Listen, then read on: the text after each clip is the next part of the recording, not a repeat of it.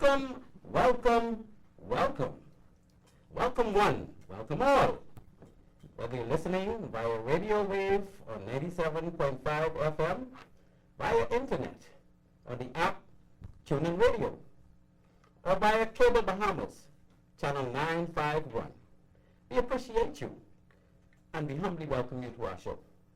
The voice that you're now hearing is that of yours truly, Captain Glenwood Alexander Bain. Most people refer to me as Captain Bain. My friends at Capt Building Supplies call me Captain! Oh, they get me so excited when they see me. Our manager at our Freeport office, Mrs. Lydia Ferguson Henfield, calls me Cap. And she does it just like that. Some get rather formal and call me Mr. Bain.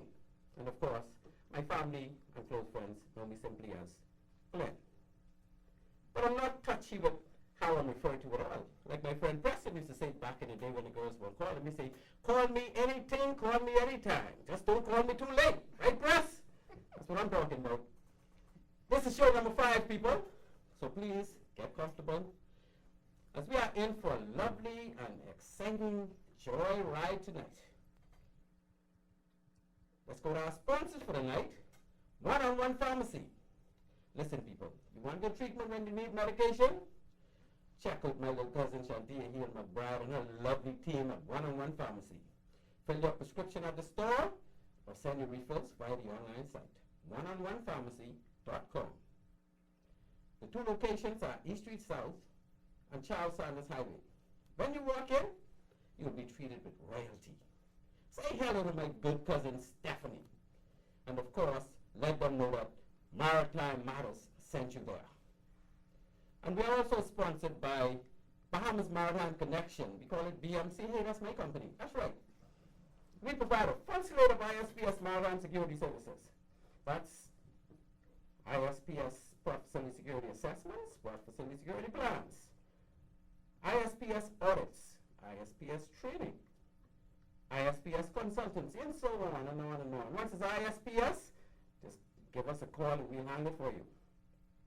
To the listening audience out there, it will be remiss of me to go any further without introducing my wonderful producer. Ladies and gentlemen, I introduce to you the insatiable, the man of the hour and the man with the power, the one and only Craig Alexander Gibson. Oh, what Alexander? Craig Gibson! Please. Thank you, Craig. Thank you for waving to the audience. Craig is waving, people. Please give him a wave back whenever you get an opportunity. You're listening to Maritime Matters, people. On this show, we talk maritime. Maritime Matters airs weekly at 19:30. For those who still ain't sure, at 7:30 p.m. every Tuesday here on Love 97 FM. The purpose of Maritime Matters is to highlight persons, people that made significant contributions to maritime in the Bahamas, whether past or present, and to sensitize Bahamians of opportunities, I say again, opportunities in the maritime sector. Every episode of Maritime Matters will have an exciting guest, either currently or previously engaged in maritime activities. Tonight, the trend continues. We have for you our very first female maritime guest. Maritime Matters is now blessed with a female guest. She has been plowing new roads into opportunities for our local seafarers and our hospitality industry alike. In this vein, people, this captain continues to make significant contributions to our maritime industry. This lady captains a charter yacht of over 100 feet long. So she is not easy. As always, you can expect a lively, informative, and tastefully provocative conversation. I promise you. Halfway through our show, we will open phone lines, and the number that you can call us on is 326-8255. I say again, you can call us when we open the lines, and that would be right now, but 326-8255. Mean that, allow me to give my views on some recent maritime matters that touches the Bahamas, kind of. As we said, for the past couple of weeks, we have the Genting Hong Kong group that has Crystal Cruises and Crystal Symphony and No West just outside of Freeport Harbor and Anchor. And again, the Supreme Court order to sell them is pending, and since they went belly up, they went bankrupt, we expect that should happen real soon. The sinking of tanker Tropic Breeze by super yacht Utopia 4 remains second on our ongoing domestic maritime matters in the Bahamas.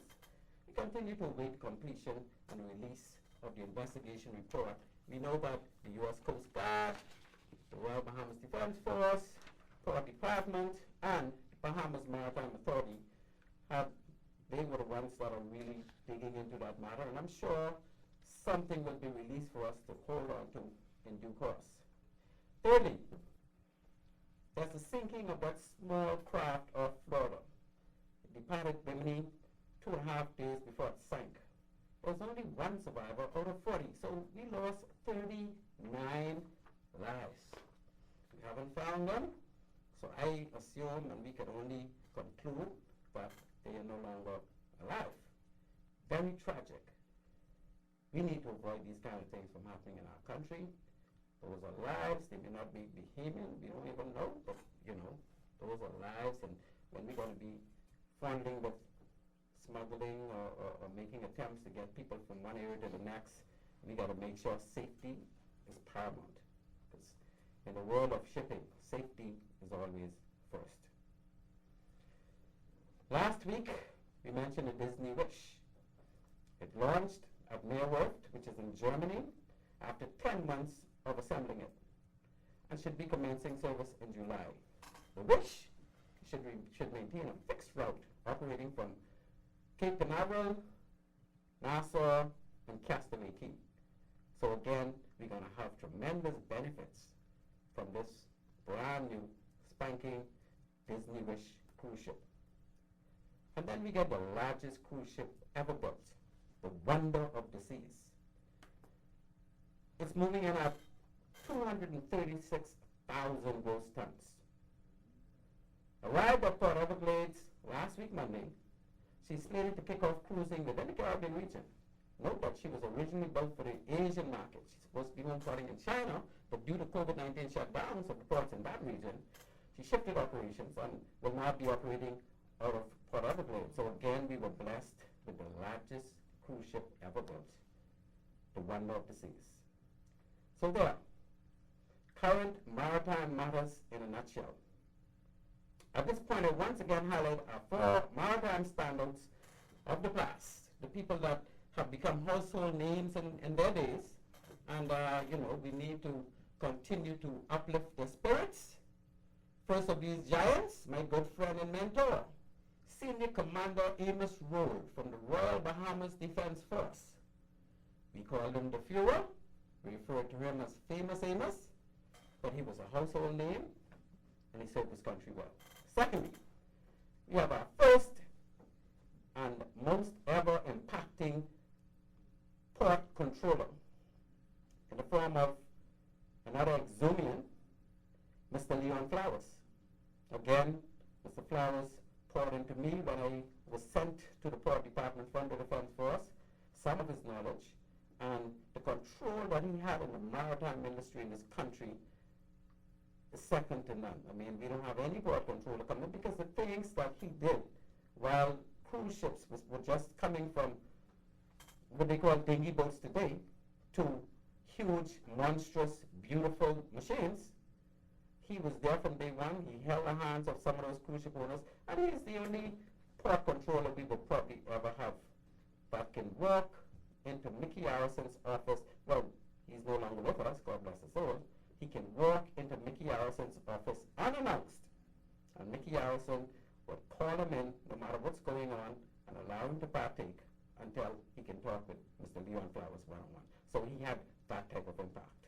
Our third maritime standout is the man that we gave his own song to, the legendary master sailor of Family Island Regattas, His Excellency, Captain Wally Gray. Last and certainly the most famous of them all, perhaps the most famous Bahamian ever, I bring to you the spirit of the sea wolf, our great Olympic gold medalist, Sir David Randolph Knowles. We're talking maritime, people. Welcome to Maritime Matters. At this point, we move to our first break, and when we return, we will engage tonight's maritime guest. What a diva. And we got two divas sitting up in the house tonight, ladies and gentlemen. I am so excited. You don't know what you're in for, but we will be back shortly. At One-on-One Pharmacy, our friendly staff is ready to serve you. Visit us today for all your prescription and over-the-counter needs at our East Street South or Charles Saunders Highway locations. We're open Monday through Saturday from 8 a.m. to 8 p.m. and from 9 to 4 on Sundays. In a rush? Send your refill scripts online at oneononepharmacy.com or ask about our convenient pickup service. One-on-One Pharmacy. And welcome back. We're talking maritime, people. And tonight, we're talking charter yachting. Our guest tonight is well polished, well qualified, and of course, a veteran yacht captain. This diva, ladies and gentlemen, by her due diligence, hard work, and dedication, worked her way from the bottom of the pile to the top of the heap.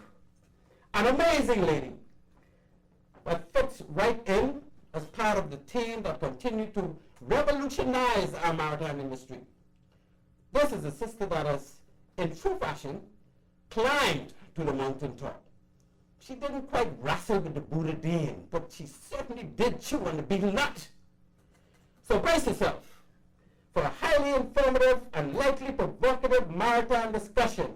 And now, without any further ado, I present to you tonight the skipper of the motor yacht Freddy, Captain Kelly. Captain Kelly, we are most honored to have you as our first female guest on Maritime Matters. Good evening. Good evening, Captain Bain. Thank you so much for having me. I couldn't be happier than to be here right now. I'm just so honored and I'm just so excited. Well, you are a captain, you are a female, you are running how much is that yacht worth? A couple of million? Okay, a couple of million, couple million bucks worth of yacht. And I can Might be a little bit north of 10, but yeah, bucks. I can tell you that we don't have any Bahamian females that I know that captained or captains a yacht. So you are somebody that we really appreciate, and we're so happy to have you on this show to explain what you went through, what captaining a yacht is all about, what this yacht chartering thing we got going on in the country where we have so much opportunities, and I really look forward to this conversation. But first out of our gate tonight, Captain, could you tell us, where were you born? Well, give us a little bit about your childhood and how I always giggle with that question. I've been asked it a lot, and you would think that maybe as many times as I've been asked it, I'd be tired of answering it, but I'm not, because I grew up the furthest away from anything yachting. I grew up on a farm in middle America, north central Indiana. Yeah, like right smack in the middle of a cornfield. Yeah, I was there last week. It was snowing. Oh, yeah. Short was. I said, let me run. Let me go back. Let me go back to my second home. Let me go back to the Bahamas. Yeah. So no, I grew up on a farm. A little kid. We had an 18.5-foot fishing ski. We would go in the summer times to my grandma's lakes. That was about it. That was the extent of my boating and anything water sports related. So what got you involved or interested in maritime? So I went to grad school went to undergrad in Indiana, Ball State University. Ball State, yeah. And got my chemistry degree. Oh. And then I went to grad school out at the University of North Carolina, Wilmington. So that's out there on the coast, Right. Cape Lookout area. That's right. And that's when I discovered water. The world of maritime. Yeah, that's when I discovered the ocean and warm weather. And no more shoveling snow. Shoveling snow. No more shoveling snow. So you moved to Florida from there? Well, so I actually cut my teeth in the yachting industry in North Carolina, and ran in the Carolinas for quite a while. Right. And then went from running in the Carolinas on a motor yacht there to all up and down the East Coast, and then into the Bahamas and Cuba and some more of the Caribbean. And So did you do anything other than running on vessels after you got out of college? Yeah, I did. So this is kind of a second career for me. I guess I was maybe a little bit of a late bloomer, you know. So I always thought, and I always worried coming up in this industry, I was like, man, I'm not one of those that's been driving boats, you know, since I've been in diapers. And so I was always kind of worried. Like I said, I was a late bloomer. Right. So prior to, and actually kind of in tandem for a few years, I was also a chemistry professor. Oh, you was a professor? Yeah. So what did you teach? I did that there in the Carolinas. So it was kind of interesting for the first few years. After I graduated from grad school, I just kind of stumbled across a teaching job. Okay. And I was kind of like, well, I like this, you know, I still get the summers off, I still get all the holidays, and this is pretty decent. Well, and just as I graduated grad school and got that teaching job, yachting also came along. I also stumbled across the yachting industry. Okay. And You did it for pleasure at the time, or? no, my what's the right word to describe myself? My maybe sometimes stick my foot in my mouth little self was invited to a We got party. it brassy in the Yeah, Bahamas. yes. Yeah, brassy Yes. My brassy little self was invited to a party on a motor yacht. Okay. And I looked around and I was like, I said to this fella off to the side, didn't know who the fella was. I later learned that he was the captain. I said, I can drive this thing. I didn't know bow from stern, port from starboard, but I knew I could drive that thing. And he just kind of looks at me and he's like, you think you can? And I said, yeah, I know I can. And I'm going, oh no, what did I just say? And he says, come back tomorrow. And I'm like, uh-oh. So I did. And he kind of took me under his wing. Well, there's no kind of to it. He took me under his wing and away we went. You know, so my interest was, and folks giggle at this, is yachts are a lot like tractors. Well, they are. You look at me like that. But if you think about the mechanics and think about the way they maneuver and think about the way a boat slides around in the water and the way a tractor slides around in the mud, and think about the engines. So the engines down in this engine, those are tractor engines. Think about your gauges. You got bow thrust on your yacht. I do. So, most yachts that we know about don't have bow thrusters. Well, come on, just because I have a bow thruster doesn't mean I use it all the time now. Yeah. Yeah. Okay. Yeah. I agree. But I was on a yacht. I was the captain of a 108-foot yacht for about 5-6 years. Yeah? Well, it's HMBS Yellow Elder. And you don't, the Royal Bahamas Defense Force. We have Yellow Elder, we had Samana, and we had, what the other one is? Port Nelson. And Port Nelson was my first one. But we call them yachts because those things, they were built in Cowes, Isle of Wight, by Prosper Thornycroft. Those things were so fast. Your yacht does what, like 28, 30 knots? Yeah. These did 36 knots.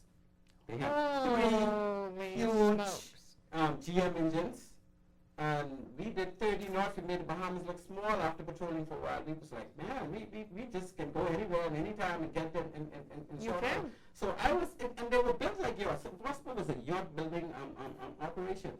So I don't know, I think these were the only military patrol vessels that they ever built.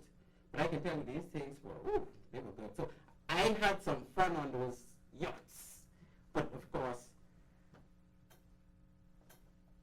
it was not the type of yacht that you guys be on. The kind of fun that you can have. It's a totally different kind of yacht. because you got those pretty toys, and you're not out there in military uniform pulling guns every time you see a ship. Oh, no, we're not. No, you gotta. I call it a yacht because that's the only yacht I'll ever captain. So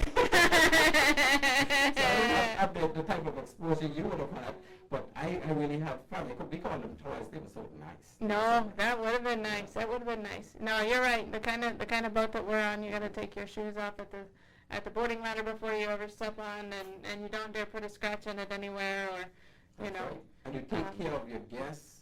Oh, we wine and dine because them. they spend a lot of money. And the thing about it is, you have could we let people know what the guests pay to go on these yachts? Yeah, we can. Yeah, they actually, based on my research, your yacht, a 106-foot yacht, charges in the range of $70,000 a week.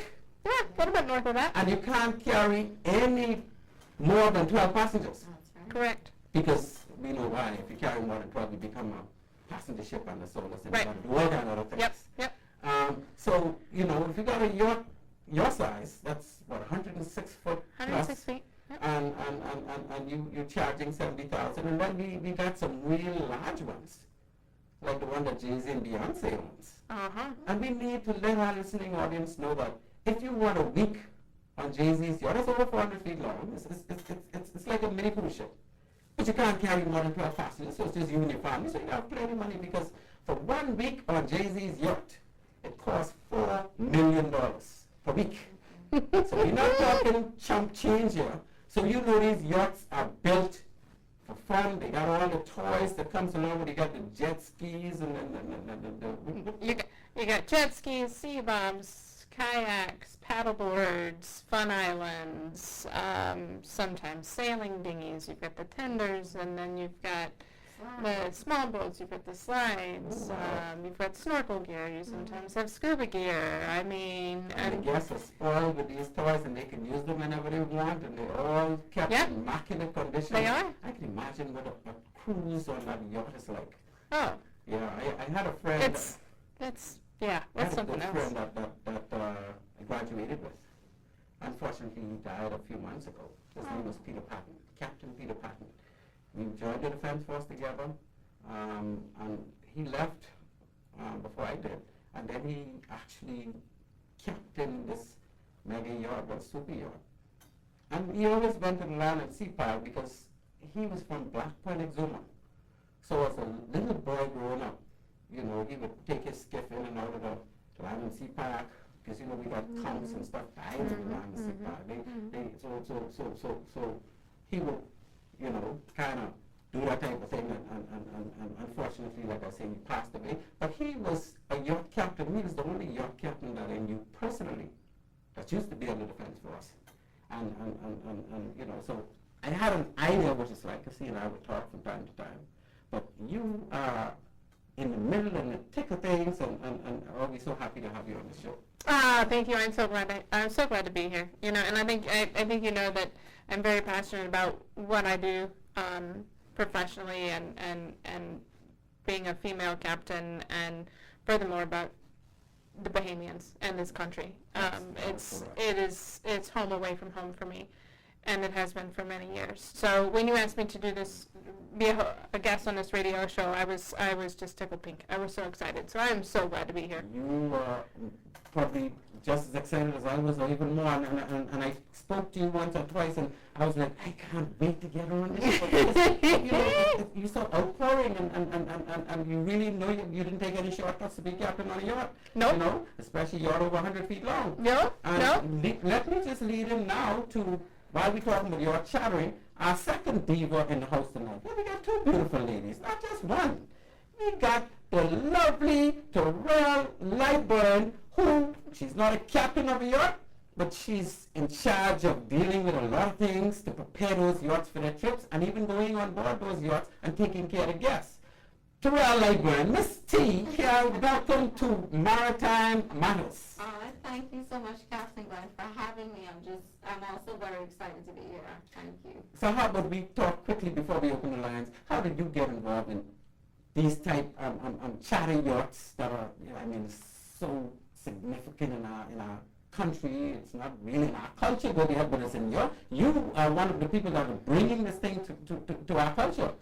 How did you get involved? How did you get caught up in this stuff? Well, it's a funny story. I had a brother-in-law that worked with Atlantis Hotel, and he was I guess the head chef or something, and they had a yacht coming in, and he used to find chef and place them on these charter boats. And he called me and said, "You're the only professional person I know in Nassau, and I need you to go on a boat for 1 week." He said, "A yacht." And I say, "A yacht? What is a yacht?" I didn't even know what a yacht was. This was almost about nearly 15 plus years ago, but I literally did not know what a yacht was. Wow. And I went, called the captain, went in for my first week of charter, made $4,000, and the rest was history. You made $4,000 on one charter? How long was that charter? It was 7 or 10 days. 1 week? 1 week. 1.5 weeks. And I quit. Was that salary or tips? No, that was including tips. That was salary and tips. $4,000 in 1 week. Boy, how old were you then? I was 23 when I started. You was young. I was young, but I already had a daughter and a husband, and so, of course, I said to my husband, "I'm going to quit my job and ask this captain to become a full-time crew." Yeah. And he said, "Go for it," and, the rest is history. And what type of work were you doing prior to going on that yacht? Prior to going on the yacht, it was a company called Gandhi Limited. It was actually Subways, but they were like my parents. They were the owners of 8 locations in Nassau. They were like my adopted parents. I used to babysit for them, and after I got pregnant very early. I got pregnant at 15 and had a kid at 16. They put me under their wing and said, "You're going to work for us." So I became a manager with them, and I did the accounting, eventually in the offices, and managed Subways. Okay. 8 of them to be specific, and yeah. I was there too when I decided to go into yachting, and they told me, go for it. So were you doing yachting ever since? I was doing yachting ever since. So you had absolutely no experience for your first charter. And No, how did you go about preparing and moving forward up the chain? Because you're the big chief now. Yes. You- Well, I think one thing I would say, being a Bahamian person, we are reared into cleaning and housekeeping and taking care of things. That's just a part of who we are.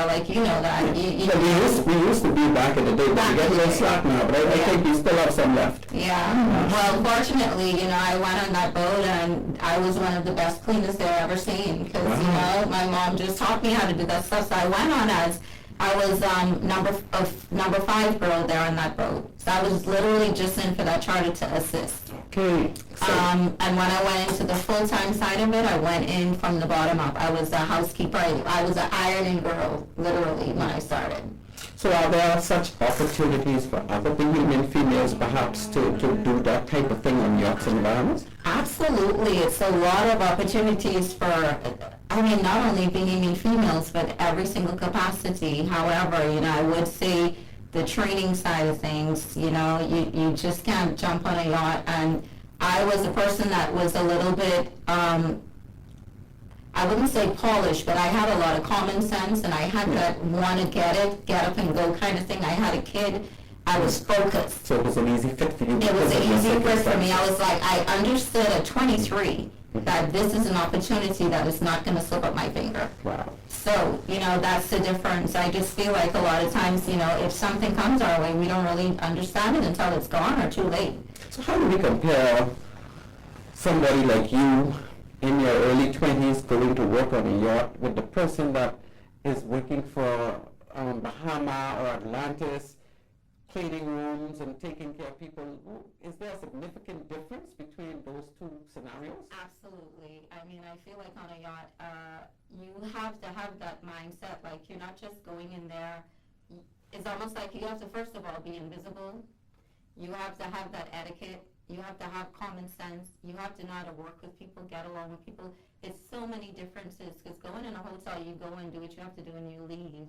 It's a different mindset. You don't really interact with the guests as much. You do something and you run away. You're not living with them. You're not living with crew in small quarters as well. So it's such a huge difference. You would need training, I feel like, to be successful in coming from a housekeeping kind of department and going onto a yacht. You need serious guidance to become successful in doing it. So I have an outline of what that training primarily entails that we'll get into later on in the show. Okay. But it's, like you say, it's totally different from just going to work in a hotel. Because because you first of all, you got to know how to deal with people too. Yes.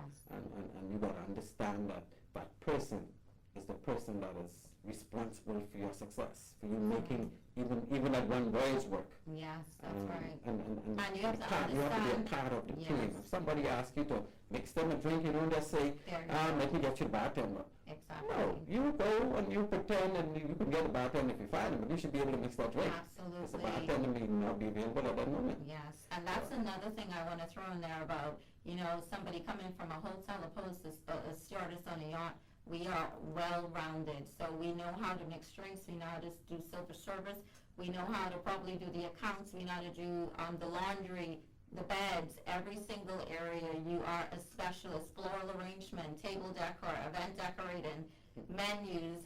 You have to be proficient in computers. There's so much things. Wow. So you have to be well-rounded. And all of this is involved in the training to become Absolutely. to that level. Yes. Okay, so Cap, let's get back to you. We don't want you to think you will miss out on this. Now, you from the safety perspective of any ship, the captain really focuses on safety of the vessel, first of all, safety of persons on board, and all the rest of it. I'm sure to become a captain on a yacht, you don't just say I can drive the boat, or I can drive the yacht. No. That comes along with a lot of responsibilities and a lot of training. Even though I did say I could do that. So your training took, I'm sure it takes a lot of time Yes, it took. to become a yacht master. Yeah, it did. It took a lot of time. So you have to be a deckhand first, or you started as a mate, or how does that work? I started out at the bottom. I started out as a deckhand. Well, I said that in my intro, but I wasn't too sure. Yeah. You guessed right. You guessed right. Yeah, I started out at the bottom of the ladder and as a deckhand, but I also made sure, actually the fellow the captain that took me under his wing also made sure that knowing where I wanted to go with it, because I knew right away that I wanted to be a captain. Like I knew instantaneously that that's where I wanted to go, without a doubt. And so you already had a college degree. You were postgraduate. you know, You don't do anything except being in charge when you went through all that. Yeah. You went in for that at least. You're right. You know what?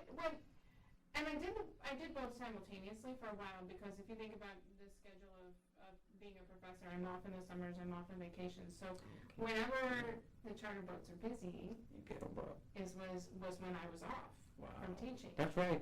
Summertime. Yeah, and then the holidays, I'm not teaching, so that I can be on the boat. And so as I grew, though, from deckhand to mate, and then, okay, I need to get serious about being a captain, that's when I had to choose. I had to choose. I was like, okay. Some different kind of training and all that. Yeah, different training, and obviously traveling more and that kind of thing. And ultimately what it was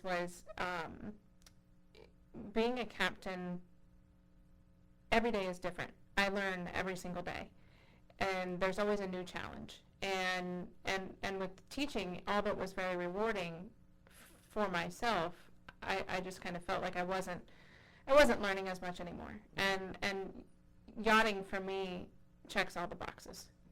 Checks every single box for me. From an income perspective, how do you compare the professor side of it from an income perspective with a captain on a super yacht perspective as far as your income from doing what you do? This will blow your mind. Please! This will blow Get my mind your blown. mind. How is it? So, I have my master's degree, Correct. educated in the good old US of A, That's correct. Very good. teaching in the good old US of A at a college. Right. I make close to 3 times. Oh, so what you make now would be 3 times what you would have been making if you continue being a professor at Yes. that level? Wow. Yes. Wow. So, Yes. Cap, I was a captain of a yacht as well. I Told you I was captain of HMBS Yacht, HMBS Port Nelson, and in some situations HMBS Samana. I was captain of 3 big yachts. Can I make that kind of money if I want to be a captain of a yacht again? I mean, obviously in the defense force I wouldn't have had the type of training. But when I went to the port department as a deputy port director, I realized that I didn't have any qualifications qualifications in the maritime industry. So I went off and I got my 3,000 gross ton master and second made unlimited, and I drove a container ship for a short stint. Ship managed that. I did ship inspections for a couple of years. You you have all that under your name? Oh yeah, that's what I did. I mean, which motor yacht do you want to go to work on? I mean, because which one do you want to go to work on? You mean with that I can just convert over to Yacht Master? Is that how it works? The question is somebody with a commercial, unlimited mastermind ticket. Mm-hmm. How does that person now move if they want to move into being a yacht master? I'm sure there's some different type of trainings and stuff that have to be incorporated. Or is there anything that they would have to do? That's a good question, and I get asked that question probably, if not 3 or 4 times a week, over Instagram or just an email or Facebook or something like that. And it depends. And I had a really good conversation at the Palm Beach boat show. I met with the guys from the Association of Bahamas Marinas, and then also John Pender at the time from Abacus.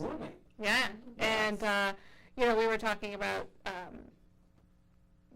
Bahamians and opportunities in the yachting industry and that kind of thing, and it just so happened that at the show I ran into an insurance underwriter.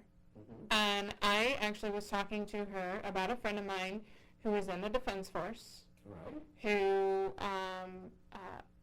from time to time helps out on the mailboats. Okay. So you think about this. This is a person that isn't going to know the Bahamian waters any better than anybody. His boat handling skills are superb, and he has a captain's license. So what are his chances of getting a job on a motor yacht? So I'm having this conversation with the underwriter, and the reason that I bring about an insurance underwriter is because a lot of times that is the make or break with the job. Oh.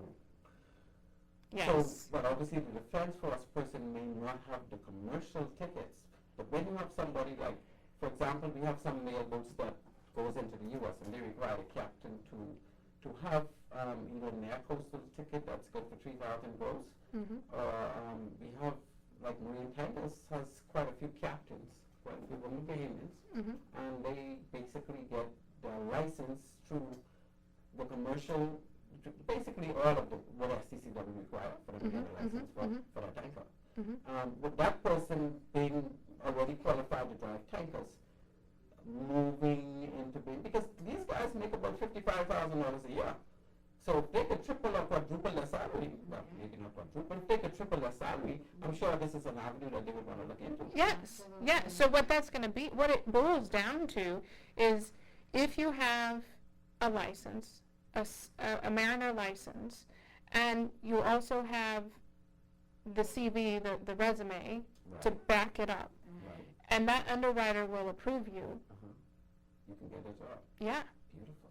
Yes. Beautiful. So captaining a Defense Force vessel, captaining a coastal tanker, captaining a mailboat, you're not dealing with guests at that level. So is there a significant difference in mentality for a captain, although he's qualified to be able now to deal with these charter yachts, with these, you got to handle some of these guests with really, really careful hands. You do. And you have to ask yourself if that's something that you're interested in, if you think that you're cut out for it. I've talked to quite a few Bahamians at this point now about going from the commercial to the yachting industry. And I think that if there's a desire there, that's your first biggest step. If your desire is there to do it, and I find that the Bahamian people are just natural born tourist guides and entertainers and people persons, So it's yes. And handle people. I mean, you see them on the cruise ship by the dock, and they just know that we're dealing with tourists, and I think we have the natural knack over the years. I think so too. And if you don't know, try to get yourself around a motor yacht and spend some time and ask the captains and ask the other crew members and try to watch. You know, when I charter here a lot. I think I'm in the Bahamas more than I'm in the U.S. And I'll say all of my day workers are Bahamians. Beautiful.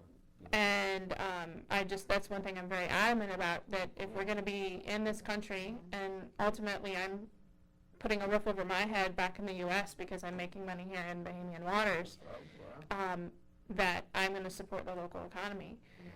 And by having Bahamian day workers, they're there. Even though I might not particularly have guests on board, they're helping me get ready. They're seeing what goes into it. They're seeing our mannerisms. They're seeing how we carry ourselves and how you have to treat the boat and that kind of. They're learning.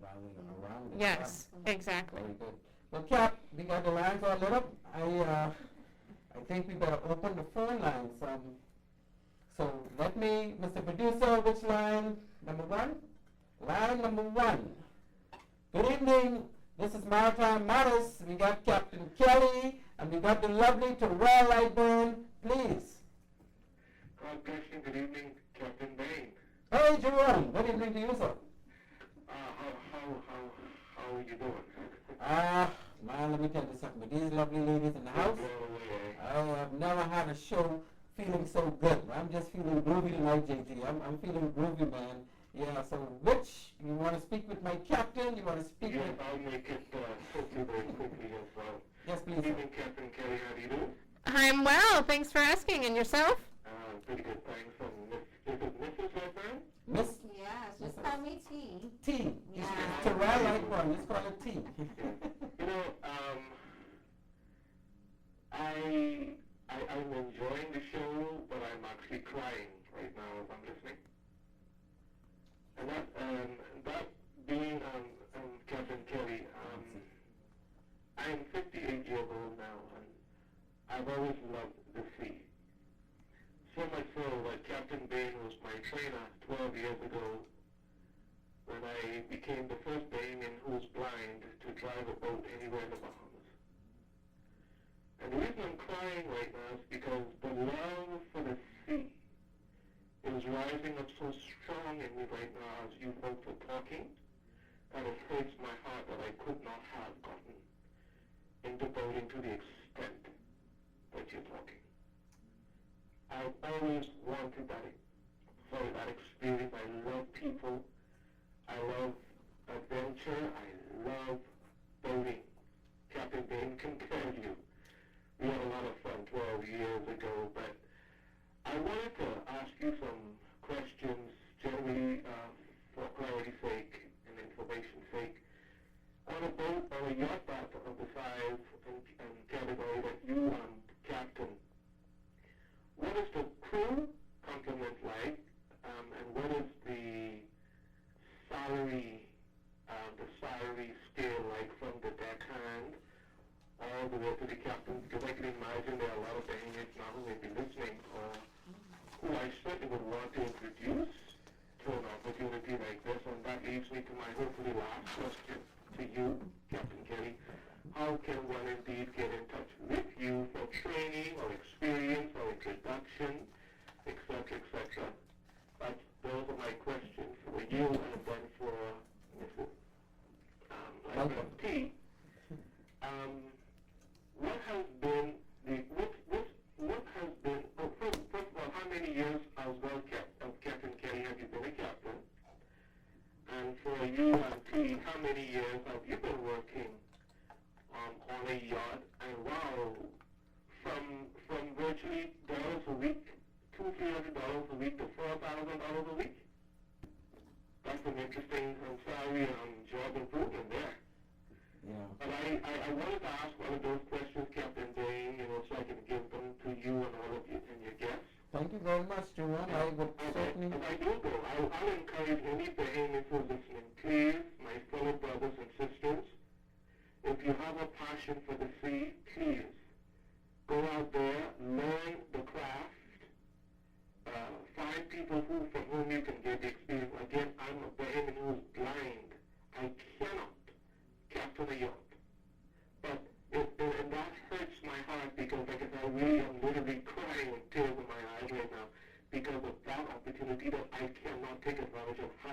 passion for. Please, folks, don't blow the opportunity. If you can take advantage, go out there, improve yourself, become a Bahamian involved in an industry that has about 500 yachts I found out lately. 500 yachts or so charter in and through the Bahamas. The industry is wide. So I'll end on that note, Captain Day, because this was quite an emotional night, and I didn't even realize I was going to respond and react like this, but my heart is broken right now that I could not and have not been able to take advantage of something that I love so much. Thank you. Thank you so much for your contribution, Jerome, and you gonna make me cry, man. Okay. Let me wipe away my own tears over here. Jerome, I'm the crier of my boat. My whole crew will tell you that. I cry happy tears, I cry sad tears. So now you got me going. But to answer your question, so there's myself and 4 other crew members, and sometimes a 5th. So we'll run with 5 total crew, sometimes 6 on a 106. And that's a good question about salary. So salary in that range is going to be for a captain somewhere around 100 to 130,000 a year. And then I have a mate, and so, or you would maybe hear of him as deemed my first officer. He's going to be somewhere around 54,000 to 65,000 a year. And I'll say that my mate's looking at a pay raise here pretty soon. He's been with me for a year. He's getting ready to go to school. When he adds on a couple more tickets and licensure, that ups the ante for me and definitely his pay scale. A deckhand on Freddy would be somewhere probably around 40 to 45,000 a year. Our chef would be somewhere around 75 to 80,000 a year. And our engineer would be probably around 95 to 105,000 a year. Wow. Any of these Bahamians, some captain? At the moment? So I'm U.S. flagged. Okay. And that, yep, I'm U.S. flagged. Now, we are buying a bigger boat, and when we go to a newer and a bigger boat, we'll likely be foreign flagged, and I'll load her up with as many locals as I can. You know I will. Well, we know the Jones Act. Yeah, you know the Jones Act, and it's the U.S. flag makes it a little bit difficult, and so that's why I'm so passionate about having Bahamian day workers, and utilizing Bahamians wherever I can. I did, and I have had some instances where I did have a mate on. My mate, Sean, broke his hand just off Compass Key, and that was day 2 of charter. And so a local had to jump on and finish the charter with me. So I have had Bahamian mates. Sometimes when we get guests that are really into fishing really heavy, we'll definitely get guides that come on and go along with us to help with the fishing and that kind of thing. So you can dive sometimes, or if you have yeah, passion, yeah, yep. And then we actually live on board. No, it's easier if they don't actually, just because their gear takes up so much space and that kind of thing. But yeah, so I guess inadvertently, yeah, I do. I use Bahamian crew as much as I can, but that gives you an idea of the salary. But I don't want it to be just about the salary, guys. It's somebody said to me once, find your passion, and once you find your passion, it'll take care of you, and it won't feel like work, and the money will come. They said when you find your passion, the money will come. And I thought when he told me this was actually my first yacht owner that I worked for that told me that, and I just looked at him like he was, I thought that was the dumbest thing I'd ever heard him say, but because at the time I was a deckhand and not really making any sort of money, I didn't think at the time. But so I say you have to find your passion, and I'm super passionate about what I do as a captain and growing my crew members and that. So don't enter the industry thinking that you're just going to make good money and do it because of that, because it's long hours. It won't last. We work long days. There's days that on charter we work 16 hours. It's tough as time. It's intense. It's tough. It's not easy money as some people might think. It's not as easy money as people think, but I love my job. There is not a day that I jump out of bed, not wanting to go to work, not loving my job. Beautiful. T, there was a question for you too. Yes, I wanted to know how much years. So 15 and a half years. Yeah, I've been in the industry so far. Lovely. I mean, you wouldn't trade it then for any other. I recently moved back to the Bahamas in 2017, and I came back with a boat full time, and I said, I can't be hired in the Bahamas because it wouldn't work. Mr. Producer, do we have, I see some lines were lit up and we lost. Callers, please, I have to apologize. We're going to go to line 1. And line 1, this is Maritime Matters. You're on live. Good evening, Captain Brain. Captain Brain, my friend. This is Captain Brain. That is correct. Captain Herbie Brain. Yes, sir. Very interesting show, Cap. And I would like to send a shout out to your guest, Captain Kelly. I think I know Captain Kelly from at one point. After a few months ago, I once managed Atlantis Marina. So she was a regular in our Atlantis Marina. Now we always admire her as the only female captain who commanded such a large ship. So congrats to you, Captain Kelly, and also to your guest, Terrell. Thank you very much. Thank you. You're so kind. Thank you. Thank you for the call. We got another caller. All right, Herbie, thank you for your contribution, my friend. I have 2 questions, though. Go right ahead. Kelly and one for Terrell. Go ahead. Question to Captain Kelly is, Cap, what do you find to be most challenging relative to the management of the vessel? Would it be the actual operation versus navigation, boat handling, etc., or the paperwork and all of the IFM and other statutory requirements? Oh, it's what I love the most about my job, but it's sometimes what I dread the most about my job. It's my crew. That plays challenges? Okay. And I know they're listening. I can say it though. I'm sorry not listening because they're too busy, they're too happy to have some downtime. They're probably like, oh, Cap's off the boat. We got her off the boat. It's playtime. No, it's in management, probably managing your budget. That's definitely a difficult one. My boat right now is 5 years old, so it's starting to get a little bit of age on her, so we're having to start to manage some things a little bit differently. So staying within the manager's and the owner's budget can sometimes be difficult.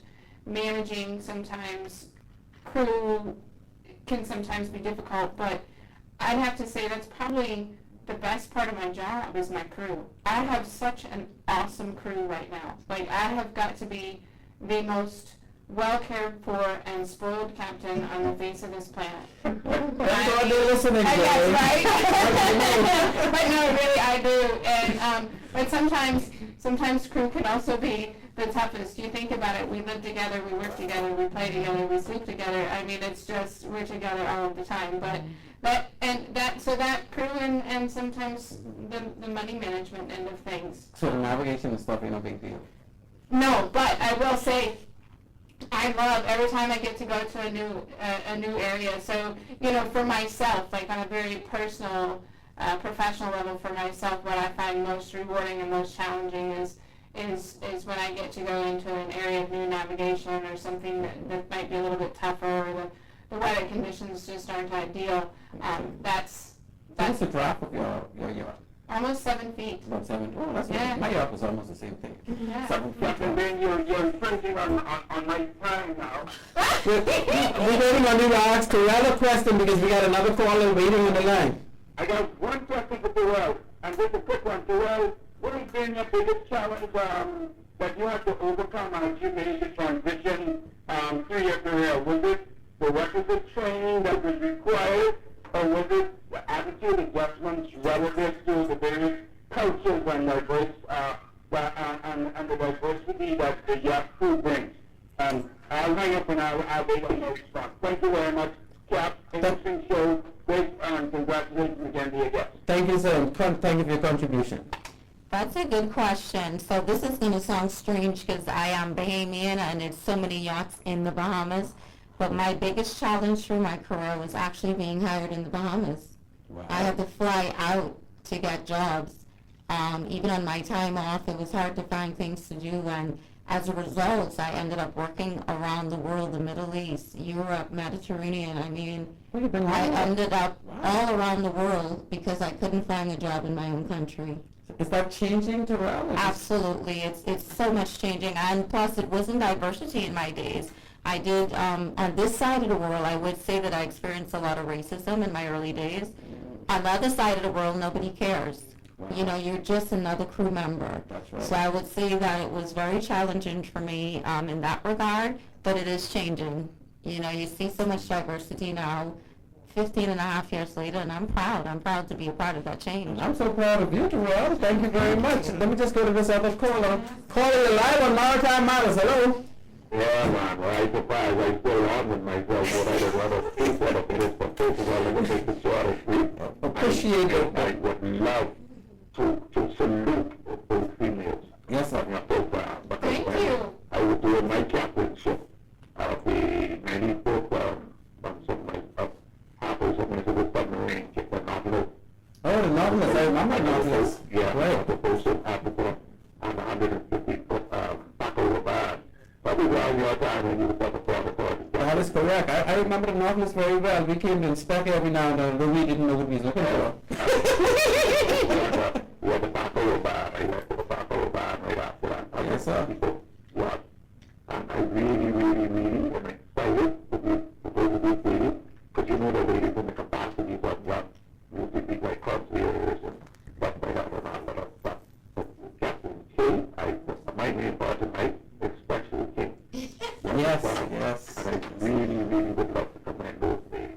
Well, we appreciate your call, sir. They love the comment. They love the fact that you appreciate that females at the wing camps, and that's what it's all about now. Yeah. Captain K, one thing I'd like to mention, we know that those ones can be glamorous, like they say it, right? Yes. But I want them to let the audience know those who want to become jealous and worrying and those who always get angry. And when those folks gotta go to dry dock, I want them to tell you, look back on the outside as well, okay? Yes, sir. Yes, sir. They do have days when they got to put on the all overall and get dusty. Yeah. Yes, sir. Well, Captain, thank you very much for calling, sir. We really appreciate you, and please continue to listen to the show, and take care. Thank you very much. Yeah, that captain, he actually dealt with a submarine that took tourists out, went underwater. And I remember that they were here. They were also, I think, in the Cayman Islands, somewhere else that was. But they were. Oh, wow. Mm-hmm. But you know, he's right. He wants us to comment on the less than glamorous side of the yachting industry, and it's there. It's with every job. It's a ship. Yeah. You know, it's a ship, and there are parts of it that are not so fun, like unclogging toilets. Oh, somebody got to do the dirty work. Somebody's gonna do the dirty work, you know. So your engineers, well, in every other world, in every other maritime world, the engineers deal with that type of thing, all the plumbing and Well, they do, but a month ago when I didn't have an engineer and we had a really busy charter, it was me and my Dexter. But you don't have water shortage on this ship on your yacht. No. You have nice water We makers. have nice water makers, yeah. Okay. We do. But you know, it's a boat, right? You go to sleep at night with most things working, and you wake up the next morning and something just decides to quit working, and you know. Yeah, you got to deal with it. Because you have to see. You don't just pick up the phone and call out for help. No, You got to get it done. You know. Yeah, well, that's the military attitude. We got to get it done. You know. So, but yeah, I mean, I love my job. I do. I mean, there's days that I am frustrated to the end, but I love my job. I've said recently I'm the happiest I've ever been. Does the sea ever really get rough for your guests, though, like seasickness and that? Do they have that type of experience? I mean, it depends on the guests. You know, somebody. I mean, our boat's stabilized, So you really don't feel much, but some of the guests are just ultra sensitive to it. I've had some get seasick, but we head it off pretty good. You know, I try to stay pretty in tune with my guests and, you know, see who's sensitive to any sort of motion sickness or anything like that, and make sure I give them what they need before we get underway. But for the most part, no, everybody seems to be okay. And You know, most of your, but the thing too, you got to remember, we're yachting. Yeah. We're not military, so we tend to only move when it's nice out. exactly. You have the option to stay put when it's choppy. Yeah. Which is very good. We only go when it's nice outside. So yeah, the popular spots would be Harbor Island, and the Exumas, I would think. All the exumas are happening right now. Yeah. So not many yachts go to Harbor Island on Chatham? Oh, yeah. Yeah, they do. They do. Yeah, absolutely. So Yeah. you do the Devil's Backbone? Oh, Yeah. You get a pilot or you? Yeah, I pick up a pilot. Yeah. Oh, in my yacht I did the Devil's Backbone without a pilot. Yeah. We allowed you to do your behavior. Okay. Well, here's the reason, right? So my take on that is that, one, I've got the tracks on the chart plotter. Could I do it? Yes, I'm sorry. Absolutely. But again, I am here in your backyard, so why wouldn't I want to support you? Yes. And why wouldn't I want to have the absolute most expert navigator Agreed. of Devil's Backbone on my vessel transiting through? Because even our local mailboat, when the Bohingi first started, I think eventually the captains became good enough to really know the area, but for months, probably even years, they were taking pilots from Spanish Wells to Broward Yeah.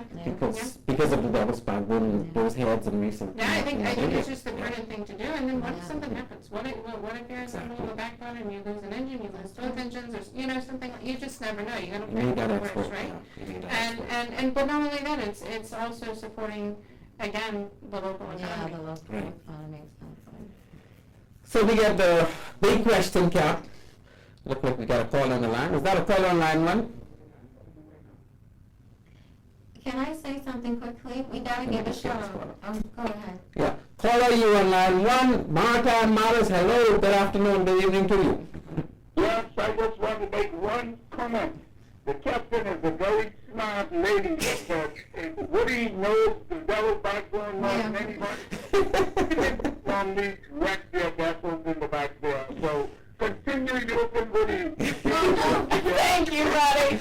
Thank you. Thank you very much, Captain Breen. Yes, Terrell, you were saying. I just wanted to give a shout out to LJM and Dr. Claire over there. We want people to be supporting that school because they're doing a lot of good things as well for the youngsters in the maritime field. They're doing a lot of work. How can we get these training programs that are offered for your positions into the LJM operation? Well, stay tuned. That's coming. That's coming. So Yeah, stay tuned. So we're gonna think about using the actual LJM institution to have people qualify for yachting and charter yachting worldwide. Because we're talking again about MCA Yes. certification. Well, hopefully in the future, that's something that we would definitely like to explore with Dr. Claire. We're not there yet, but absolutely. We're starting from scratch, Captain Kelly and I, and just trying to get into small pop-ups until we get to that point, but stay tuned. Very good. Cap, I got a question about the taxing, the 4% fee that charter yachts are required to give to the Bahamas government whenever they engage a charter in the Bahamas. Yeah. That's been going on from the 80s. I think from the 80s, we have what you call a charter yacht rules that require that to happen. And then there are, when you juxtapose such a position with yachts chartering in Europe, those yachts are paying for that alone over 20% on average, those European countries. The Bahamian that owns a yacht and wants to charter, he would be required to charge VAT at 10% to do a charter in the Bahamas. If he's competing with a foreign yacht, and his yacht may not be as fantastic or fabulous or expensive, but he is not really playing on a level playing field, would he? No. Do you think that that's a bit low, that 4%, compared to other jurisdictions worldwide, especially that we have the clearest water and the beautiful weather and all the rest of that? Should we look at trying to bring that up to world standard or world level, and that is really taxed? I think your 10% for locals is too high. Yeah, agreed. Well, that's for everybody who does business in the Bahamas. That's not only for yacht people who own yachts. That's anybody. That is applied across the board. Right. Okay, so think of it like this.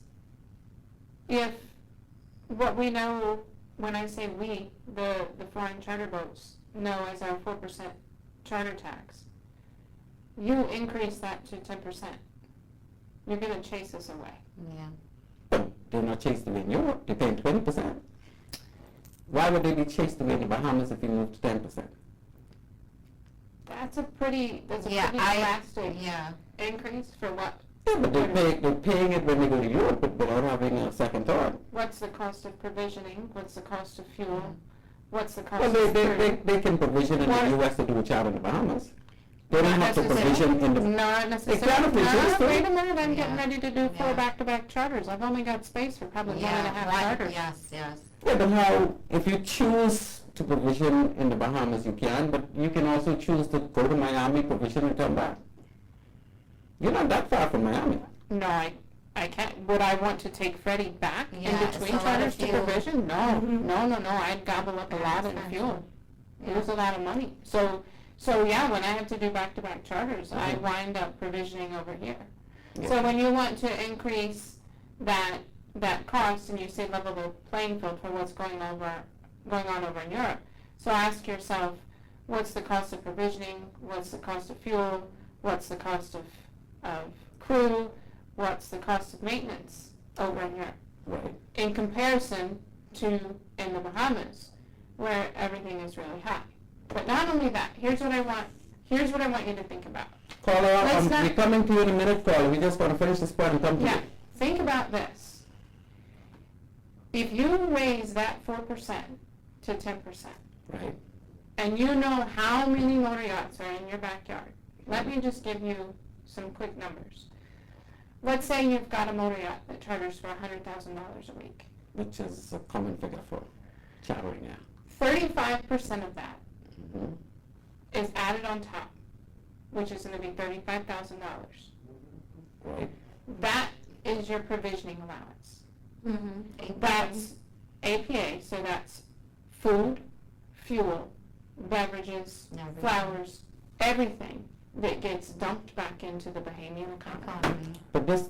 So if you raise that 4% to 10%, Mhm. that's going to start shoving us down further into the Southern Caribbean. Yep, and it's only a couple days away. But that's Then what you're going to lose. Mm-hmm. So do some just quick math in your head. If I've got 4 charters coming up, and I can really only, let's just say for ease, provision really for one of them before I leave, I've got 3 more That's that I'll gonna go to the provision over economy. here for. Right. All of that money that's getting dumped back into this local economy. Mm-hmm. Whereas my management team might say, and I'm not saying this by any stretch of the means, but you go other boats, you go raising that 4% to 10%, they're going to say, well, wait a minute, let me just scoot on right down into the Southern Caribbean, which is Yeah. not all that much further away. But you're charging the guest this 10%, not the yacht owner. The guest is going to be paying this. Yeah. So then my guess, if a guest can pay $100,000 for charter for 1 week, that guest should be pretty well off. they should. And But for them guess to what? have a discussion on, it's another 10%, because they pay 15% gratuity already, which is in addition to their charter fee. I'm sure also I don't see if they can pay 15% gratuity, why they would have a problem paying 10% back. But I do think, you know, in the future when the government anyways, because that's who will be a part of this kind of conversation, it is a subject that definitely has to be approached carefully. And I think nothing should happen just all of a sudden. No, it's going to be thought out, it's going to be discussed. Yeah. Like I'm sure it was when we introduced the 4% back in the 80s, but again, that was in the 80s. You know, and I also want to say something because, you know, I used to also work as an assistant charter broker with some of my captains on the Bradford Marines. I do feel like we need to sort of put more emphasis on Bahamian yacht brokers. And if anything, even opposed to this 10% thing, if anything, encourage people and companies in the States or wherever they're chartering from to come through our brokers, opposed to just, you know, using international we need to brokers. look into Well, some the yacht. regulations need to be changed because Yeah, lots of them. a U.S. flag boat can't have a charter that originates over here. Exactly. So Let's just stick a pin in here with this caller says, but Okay. we're going to take that up in a minute. Caller, your Maritime Matters. Hello? A very good evening to all. Captain Glenn Baines. I would like to thank the night to all. I hope everyone's good. I'm listening to the two ladies. It's a wonderful show. Thank you very much, sir. Thank you for calling in. Yes, this voice sounds familiar. Please do go ahead with the contribution. Yes, Captain Michael speaking tonight. That is correct. Just want to say I love what everybody's saying.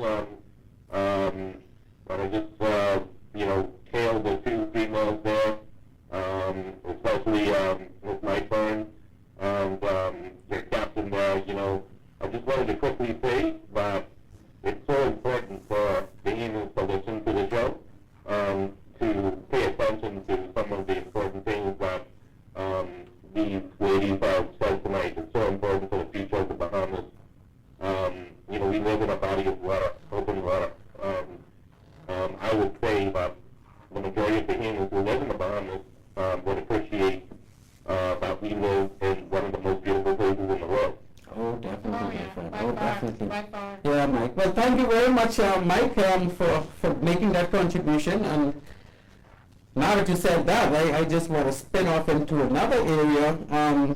So if you want to call back, feel free, but let me just spin off in another area and put you on hold. Or are you through? Or you got a question, Mike? Sure. No, I actually had just a quick comment on the foreign charter process. Yes, sir. You know, just speaking on what you're saying, it's important that these fees and there has to be some sort of levy, obviously, and I do agree with the ladies and yourself. This whole entire foreign charter process needs to be overhauled. Okay? Oh yeah. From the 80s, that's a long time. Yeah. But I will tell you, you know, there has been some comments about the type of how much value the yachts are sailing in the Bahamas at any given time. I heard the count of maybe 400. It's actually probably 2 times that. Yeah. And you know, the Bahamas is under 40% unemployment right now. You know, the $1 billion in economic erosion. You know, so the yachting industry is very important to the Bahamas. Yeah. There is a portion of it that's not being collected. It has to be revisited how the support that we're getting from the yachting community, and it also has to be reviewed how the Bahamas can support in a more better way the yachting community. So I'd love to hear that discussed, but great point. Well, if I can just say, while I was thank you very much, Mike, for calling in.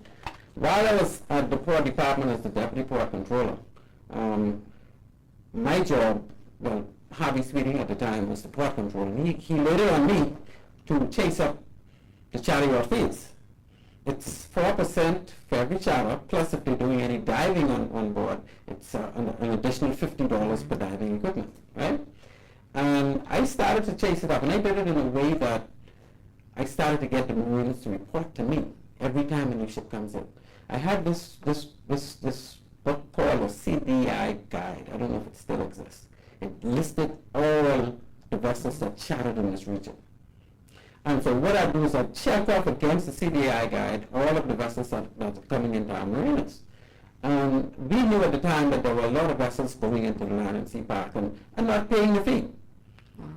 but we had no real enforcement on that. And I found out too, or it was revealed to me, that some of the yacht brokers were collecting this 4% and not passing it on to the government.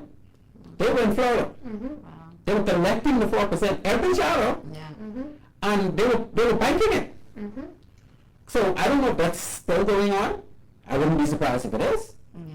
But we got to get our authorities to chase up our money, Right. right? And that 4%, in my opinion, is far too low for this day and time dealing with charters in the Bahamas, because we need to we really need to revisit Well, that. what do you think about the 10% that you're charging your own locals? Do you think that? Well, that's not a charter fee. That's fine. I mean, we pay that everywhere in the Bahamas. So that's, if you want to go in business in the Bahamas, you pay you collect that for the government. Really, you're not the guest is paying it. You're just collecting it for the government. So if the government goes up to 20%, then the guest got to pay that 20%. And that's how we go. We got another call on line one. Good evening, caller. You're on Maritime Matters. Hello.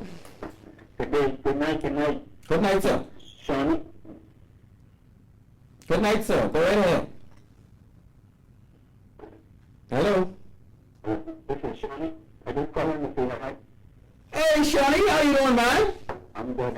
Shawnee, we got to get you trained up to be a captain on one of these yachts. Because did you hear the amount of money those captains make? What's that? Well, what are you going to do? We can talk with him. Yeah, listen to me soon. This is my godchild son. This is my grand-godchild.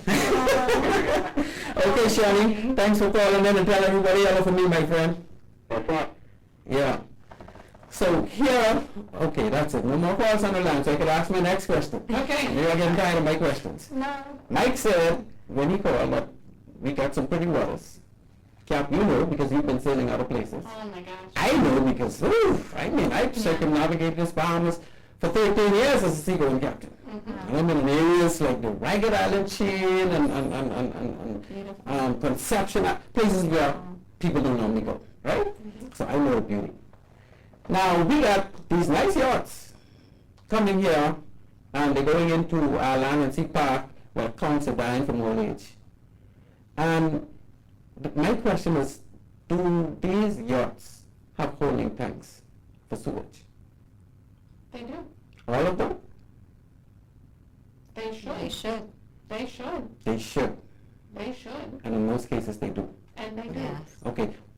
When and how do they pump out these tanks? Because I'm not around marinas often, but who actually, because I don't see pumping trucks going to these marinas to pump out these yachts. They should hopefully have an MSD on board, What is that? a marine sanitation device. So then that treats the black water. And then when they treat the black water, they pump it into the sea. Mm-hmm. So is that allowed in the harbor? Well, It shouldn't be done within 200 miles of landing Well, what are you? for black water. Correct. So where do they pump this out if they're always in the marinas? They should be pumping out when they're in the marinas. They're pumping in the marinas? They should be pumping out, having the boats pumped out when they're in the marinas. But is that happening? Because I don't see that happening in marinas. Then what should the marinas do about it? So let's talk about Freddy. How often do you get a Freddy pumped up when you're in the marina? Frequent. Okay, so Freddy is exceptional. So is this an area you think we need to start looking into in our beautiful, pristine Bahamas? I think that those captains are going to have their vessels pumped out. They're going to keep it pumped out well. So they're going to call the local pumping trucks to come to the marina and pump it out. So What is is that... your feeling? I don't see that happening. That's why I'm asking Cap. You in the marina, I don't do in the marina, but based on my visits to the marina, I don't see pumping trucks coming to those marinas. And because they got to have a long hose to get to some of those ships. They do? They got hoses long enough to go to those ships. Do you see on a routine basis hoses going out to those ships to pump the sewage out? Not routine, no. I don't see it. So I am saying, as a ship inspector from old age, I don't see the evidence. Might be a good business opportunity. It might be a good business opportunity, I was about to say but that. somebody got to police these yachts Yes. because obviously these black waters are finding their way in our seas. And especially in the land and sea part, we're not going to have a dump truck. Yeah. So we need to look into that, and that's kind of like, you know, one of the areas that I would really be concerned about. Okay, so we need to take our final break. Mr. Producer, can we go to break, sir? Thank you very much. At One-on-One Pharmacy, our friendly staff is ready to serve you. Visit us today for all your prescription and over-the-counter needs at our East Street South or Charles Saunders Highway. We're open Monday through Saturday from 8 a.m. to 8 p.m. and from 9 to 4 on Sundays. In a rush? Send your refill scripts online at oneononepharmacy.com or ask about our convenient pickup service. One-on-One Pharmacy, providing personal health care with people at heart. Hello, Bahamas. I am Captain Glenn Bay, and this is your invitation to sail along with me aboard the MV Maritime Matters. Join the discussion as we interview various Bahamians from the maritime sector. Topics will include activities engaging whaleboats, ferry boats, jet skis, international ships, yachts, defense force patrol boats, fishing vessels, tugboats, and so on. Informative, provocative, intriguing. Maritime Matters, airing weekly, Tuesday nights at 8 p.m. on Love 97 FM. So do join us. Ladies and gentlemen, this is your captain.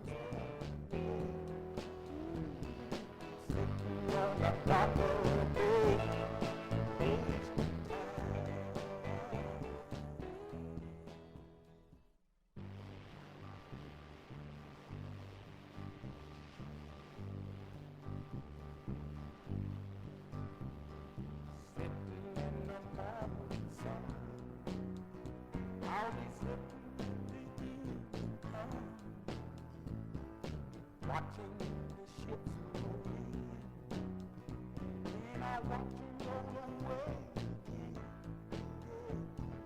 Sitting on the dock of the bay, watching the tide roll in. Sitting on the dock of the bay,